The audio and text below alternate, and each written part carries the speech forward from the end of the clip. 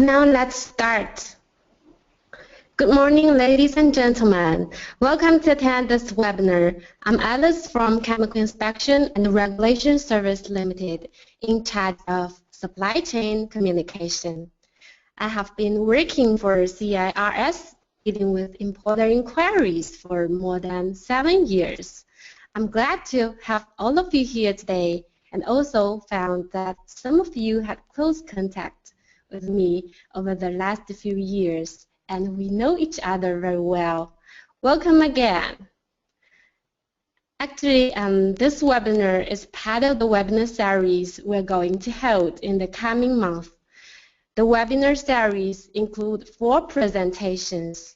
2 of them cater to non-EU suppliers, while the rest 2 cater to EU importers. The first webinar, which will be presented today, mainly focus on how to work with non-EU manufacturer and only representative to comply with REACH regulation. The second webinar, planned to be held on July the 23rd, emphasize on how to work with EU importers and only representative as a non-EU manufacturer. The third webinar and the fourth webinar actually have the same subject, yet cater to different target audience. It will talk about the REACH inspection in different countries in EU. One is held for EU importers and the other is held for non-EU suppliers. The presentation contents will be slightly changed since the target audience is different. We sincerely hope that through those webinar series, we can share our knowledge and experiences about REACH so that you can benefit a lot and co-work with all partners in the same supply chain to fully comply with REACH regulation, as well as smoothing the business and trade. Now, let's start this presentation. Please be noted that during the presentation, all participants will be in a listen-only mode. As a reminder, this conference is being recorded Tuesday, June the 23rd, 2015. The main contents of this presentation will be divided into 4 parts. Firstly, I will show a group of data to demonstrate the background and trend of importer inquiries, and then come to a conclusion. In the second part, I will list the general subjects of importer inquiries and also share some special cases such as business fraud, breach of REACH, and give some guidance on how to avoid and minimize those risks to protect your business. The third part actually is the main part, which will guide you to prepare the necessary documents and self-check to comply with REACH as EU importer. However, this should under the circumstance that your supplier already has an OR and only OR registers the substance. In this part, we will also share some real inspection cases with you so that you get a brief idea about whether the certain document is required by your local REACH authority. Concerning the inspection cases, we'll only list 2 or 3 cases this time, and would like to leave more cases in next presentation with topic REACH inspection and enforcement in different countries in EU. Those are all cases collected for many years from different importers and REACH authorities. If you are interested in it, just keep an eye on our latest update of newsletter and register immediately as soon as it is available. For the last part, it is mainly about the difficulties or faces those years, yet haven't been solved till now. It's just what we are still working on and try to overcome. Now, let's move to the first part, background and trend. From the statistics given in the table, it can be seen that the quantity of importer inquiries increased rapidly from the year 2008 to 2014. Here, we can make the conclusion that the EU importers take more and more importance on EU REACH compliance, and we need to communicate with different roles within supply chain. Thus, to achieve REACH compliance. That is also one of the reasons why we hold this webinar. From this chart, we can see distinctly that the quantity of pre-registration inquiries has witnessed a drastic decrease in comparison with the huge rise of quantity of registration tonnage coverage certificates, SDS, and CLP inquiries. The tendency of other inquiries, such as REACH compliance supplier recommending SVHC confirmation, stays stable. The reason why this phenomenon happened lies in the three important timelines that actually affected the trend. One is 2008 as a pre-registration deadline, and others are 2010 and 2013 as a registration deadline, here shown in this photograph. The last registration deadline, 2018, is not listed here, and there are still 3 years left, and we can see the tendency in the coming years. I may list it in the future.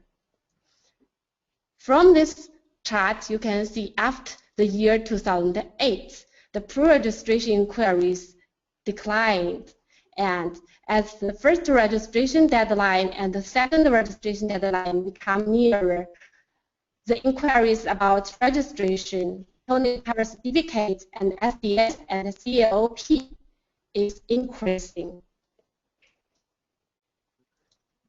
Here we move to the second part. Inquiry and special cases. We may take more emphasis on this part, special cases.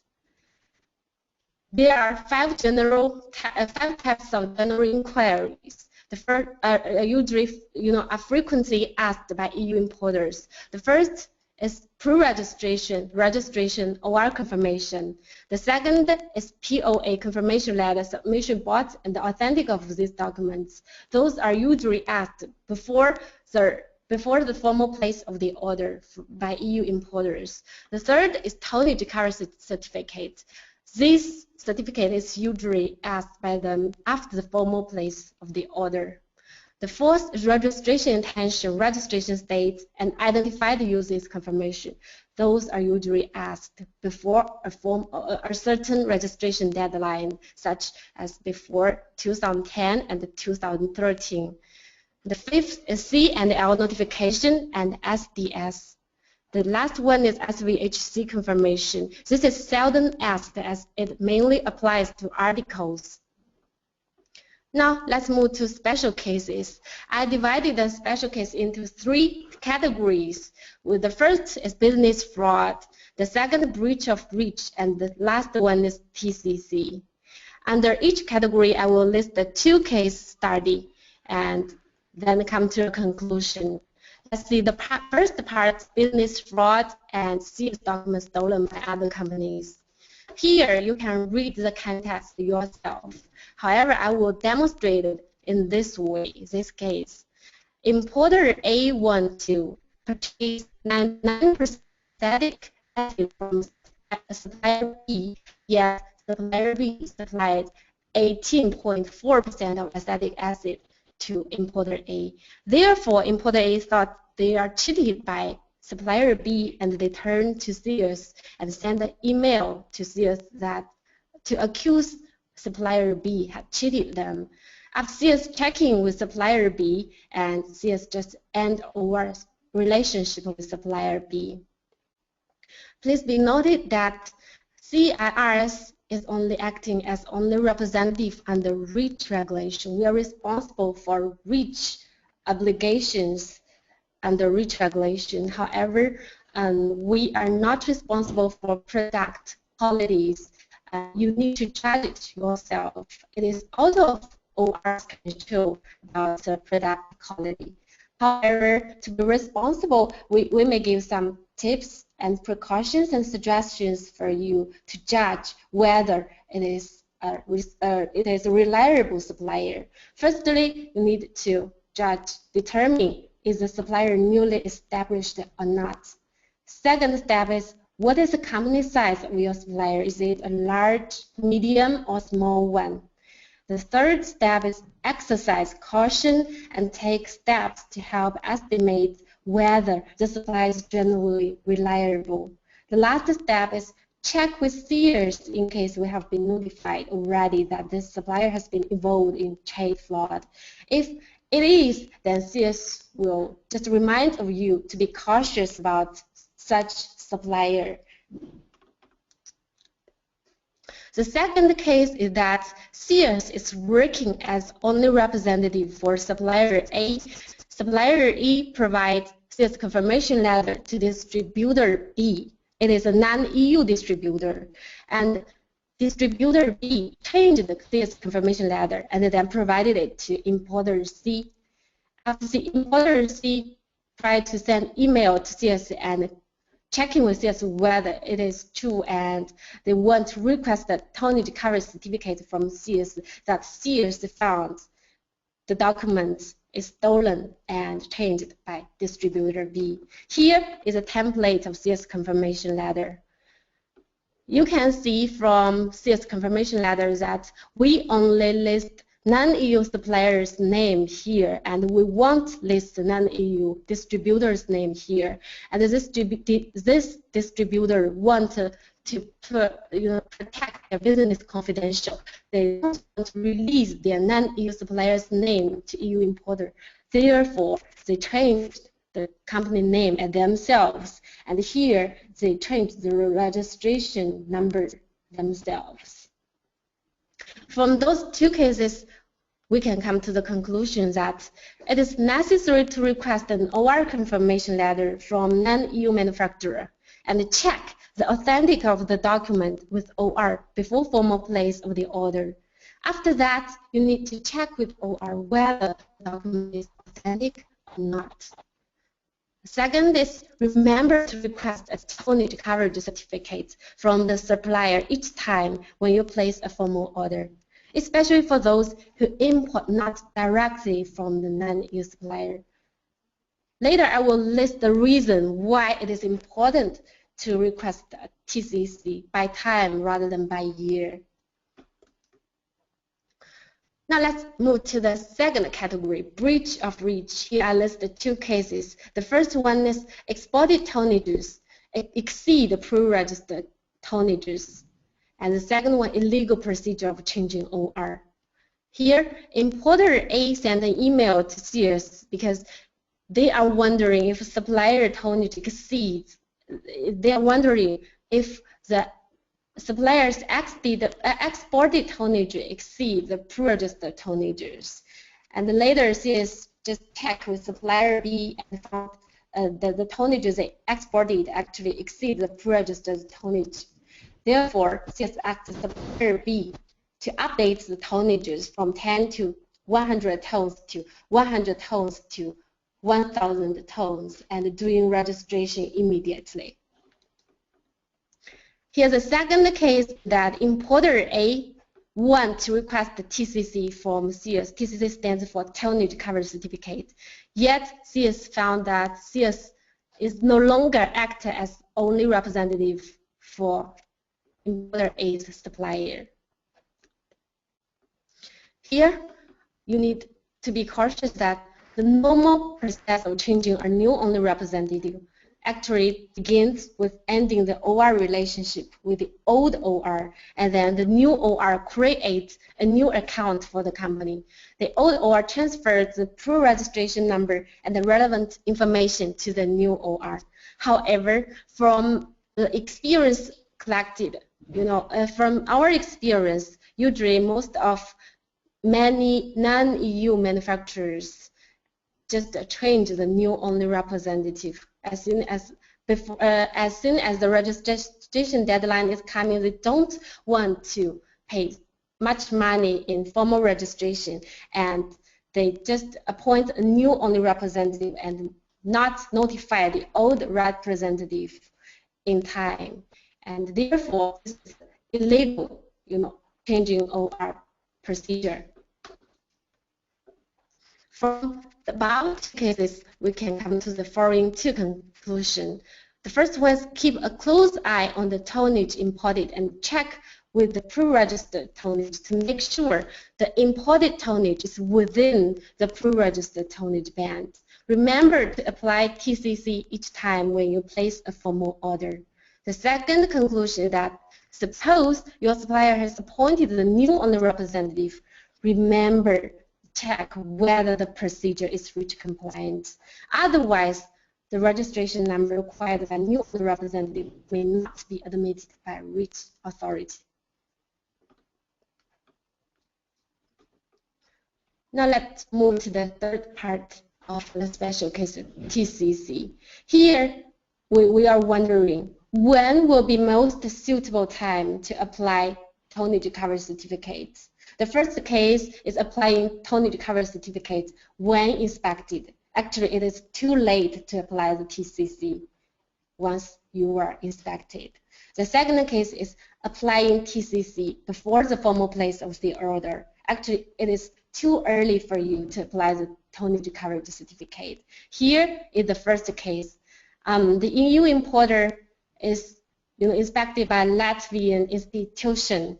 The Latvian institution requests the TCC, and the EU importer, importer A turned to CS for help. However, CS Ireland just refused their request because we haven't, received any notice from our suppliers, from our clients, that they would like to cover this importer's imported tonnage. Therefore, we refused their request. Then the importer A turned to supplier B, who is acting as their supplier for help, and their supplier just confirmed to CS that they would like to cover importer A's imported tonnage. Therefore, CS finally issued the tonnage coverage certificate to them. Here is the context of the email sent by EU importer. You can read it yourself.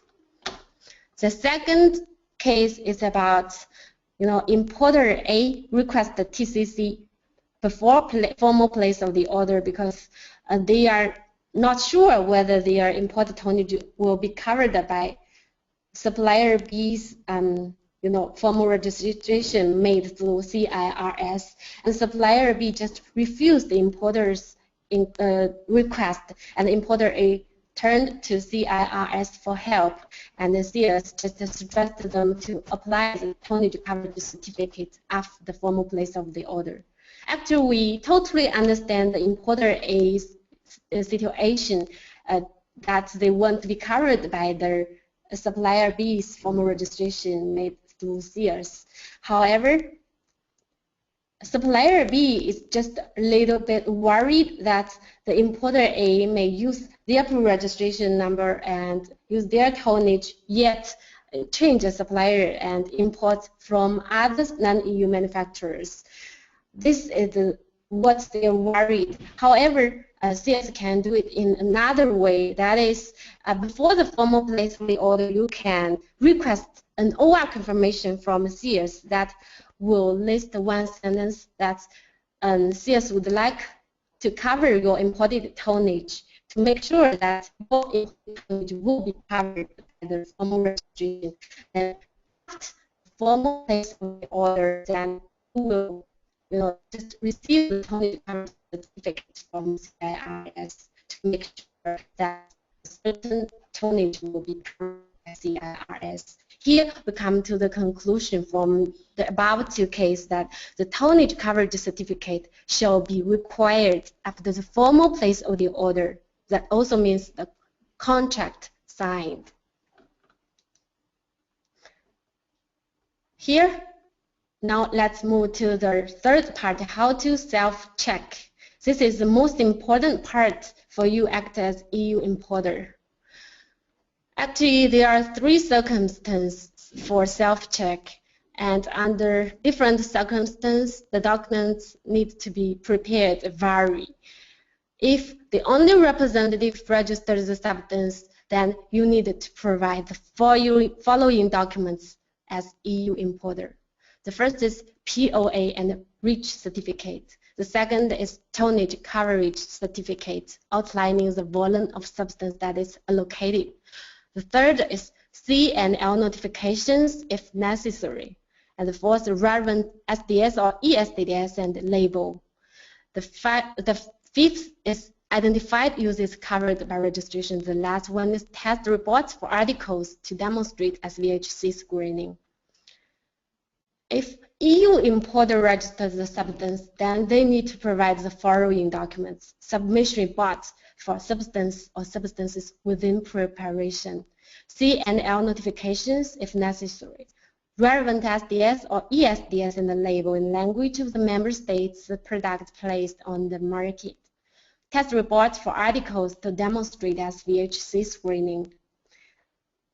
If both OR and EU importer register the substance, then the following documents need to be provided: tonnage coverage certificate to make sure which tonnages will be covered by OR and which tonnages will be covered by importer, C&L notifications if necessary, relevant SDS or ESDS in the label in the language of the member state the products placed on the market, test reports for articles to demonstrate SVHC screening. Since CS is acting as only representative for most of non-EU manufacturers, we may emphasize more on this part. OR registers the substance. Which documents need to be provided? The first is POA confirmation letter, REACH pre-registration registration certificates, and the tonnage coverage certificates. I may take more emphasis on tonnage coverage certificates. And the second is C&L notification and SDS, ESDS, identified uses covered by registration, and SVHC statements. First, let's see why TCC is important. Now let's see background of the tonnage coverage certificate. The first one is ACA guidance on registration clearly states in cases where an importer is also importing quantities of the same substance directly, then both the only representative and their importer must be able to clearly document to enforcement authorities which imports are covered by the registration of the only representative and which are covered by the importer. Otherwise, the importer remains responsible for all his imports. The second reason that according to SAFIC guidance document, the only representative must have an available and up-to-date record of those importers that are covered by his registration and therefore become downstream users. In addition, all the importers covered by an OR must be aware that such OR exists and that he covers his substance and volume in his registration. Here, I list the two types of the tonnage coverage certificates that CS had. The first one is direct TCC, and the second is the template of indirect TCC. The difference lies in that here, in direct TCC, only non-EU manufacturers and EU importers will get involved in, and in CS, tonnage coverage certificates will only list non-EU manufacturers' information here. And for indirect TCC, three parties will get involved in, that is non-EU manufacturer and non-EU distributor and EU importer. However, we only list non-EU distributors' information here to protect their business confidential. We will just confirm that the non-EU manufacturer of a certain distributor has already appointed CIRS as only representative, and the CS has completed pre-registration or registration for the non-EU supplier. Here we only list the non-EU distributors' information. Here are two case studies of TCC inspection in Greece and the UK HSE. In Greece, actually, we had a template, and from the year 2009 and to 2012, we received thousands of, here, such forms to fill in. Here is a Greece customs template for tonnage coverage certificate. And from UK HSE, here is an email we received from UK HSE. Here it states that, however, what I do not currently have and what I still require is any documentation confirming that Sears, as only representative for Ningbo, covers imports made by importer here in the UK. Until I have this confirmation, I can't state for sure whether your pre-registration covers the substance they import. This shows that only pre-registration or registration or OR confirmation actually is not enough. Only the tonnage coverage certificate that clearly states which imports are covered by only representative is enough for for REACH authority or for EU importers here. Here are some cases that Sears collected from different EU importers those years. There may also other cases that we haven't come across, but here I'd like to list them here. The first country is Greece, and it is very strict in the past years. The second, UK, Italy, Germany, Spain, Belgium, Austria, Sweden, Switzerland, Portugal, and Denmark. Those are all the, about TCC tonnage coverage certificate inspection cases collected from different EU importers. The tonnage coverage certificate can be acquired through RCUM system. RCUM system actually is a system designed by Sears. It stands for Rich Compliance User Management System. RCUM system is a free client management system developed by CIRS to provide a platform for supply chain communication among non-EU manufacturer or EU importer and downstream users, and for our clients to check and manage REACH compliance processes. The main functions of RCUM system is as following. Firstly, download legal compliance documentation in PDF format, such as power of attorney, tonnage coverage certificates, secure online checking database, recording of chemical quantities imported and uses, supply of safety data sheet to downstream users. If you have already used Sears RCUM system, you will find it is much convenient for you and for the whole supply chain communication. If you are interested in RCUM system, or if you have any inquiries about RCUM system, you can send email to me and I can give more detailed information to you.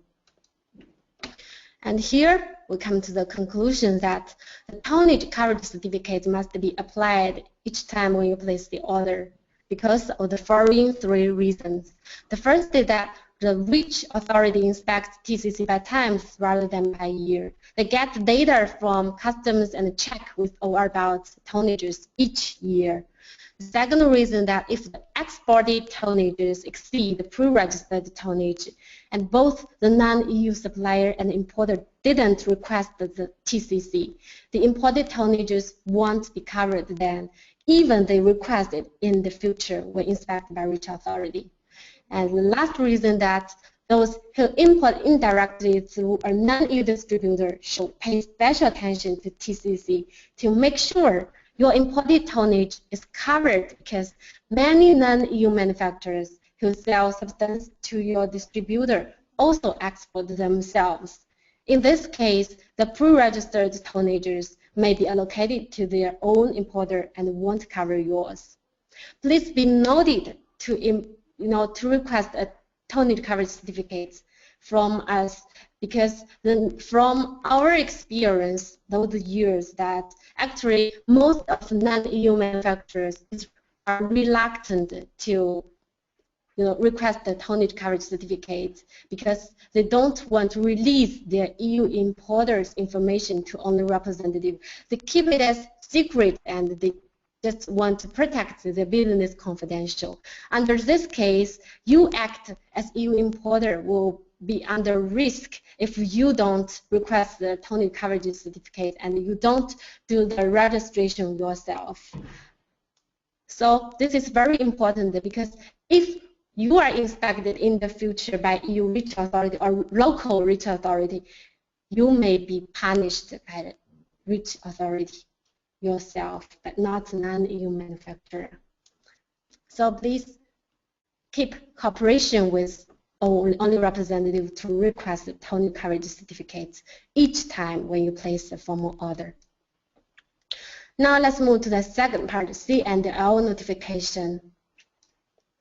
As the EU importer, you will be required to submit C&L notification, that is classification labeling notification, if you import the foreign chemicals. Please check if your substance meets the following 3 requirements. The C&L notification must be submitted to ACA by importers before January the 3rd, 2011 if substances are placed on the EU market before December the 1st, 2010. For substances placed on the market after December the 1st, 2010, C&L notification must be submitted within 1 month from the first time they are placed on the market. This is very important and most neglected by EU importer. Here are something you should know about C&L notification. The first is that substance that will be registered by your supplier and REACH before May 31st, 2013 do not require C&L notifications. Non-EU companies and REACH-only representatives are not entitled to submit C&L notifications. Our recommendation to EU importers is that you should submit your own C&L notification as the first choice. If you do not know how to submit C&L notifications, please contact us to help you fulfill your obligations under CLP. If you request your non-EU suppliers or only representatives of your suppliers to submit C&L notification for your company, what they actually do is to create REACH IT accounts for your company and submit loop notification. Your company name will be on the submission report. Here, let's move to the third part. Remember to require REACH compliant SDS. Here are something about SDS you must know. SDS must be in the official language of the member states. SDS must be in REACH format. Email of competent person must be given. Registration number must be given in SDS and communicated when available. SDS must contain both the classification information and the CLP after June the 1st, 2015. Thus, current SDS needs to be updated after June the 1st, 2015. For substances requiring chemical safety reports, exposure scenario must be annexed to SDS when registration is completed. That is also called extended SDS, ESDS. For the last part, test report for articles to demonstrate SVHC screening, it mainly applies to articles, and we won't touch more about this field. Here, I will just list the one case about inspection case. The EU importer is inspected by Portuguese authority. You can see the case here yourself. Here are enforcement penalty if you breach the REACH regulation. The first is fines. The second, injunctions, for example, market withdrawal, and also prison sentences and name and shame methods, non-compliance made public. In Latvia and Lithuania, maximum fine is below 5,000 euros. However, in Belgium, fine can go up to 55 million euros under the federal legislation. In the UK, the fine is unlimited. Here, let's move to the last part of this presentation, others, mainly about difficulties that OR faced those years and yet haven't been solved till now. The first difficulty that OR faced over the years is that many importers take it for granted that it is only representatives who shall fulfill REACH obligations. If the non-EU manufacturers appointed an only representative, they don't need to do anything then. Actually, this concept is incorrect. From this presentation, you should know that actually the REACH compliance needs all cooperation from different roles of within the same supply chain, including non-EU manufacturers, non-EU distributors, only representative, and EU importers. We need to keep a close contact and check whether it is REACH compliant or not, and then move to the next step. The second difficulty that OR faces is that fulfilling REACH obligations need fund support from non-EU manufacturers. Actually, many non-EU manufacturers just give up the final registration because they think it is too expensive for them to invest too much in the formal registration, since the letter of access, the fee of LOA and ECHA registration fee is very expensive.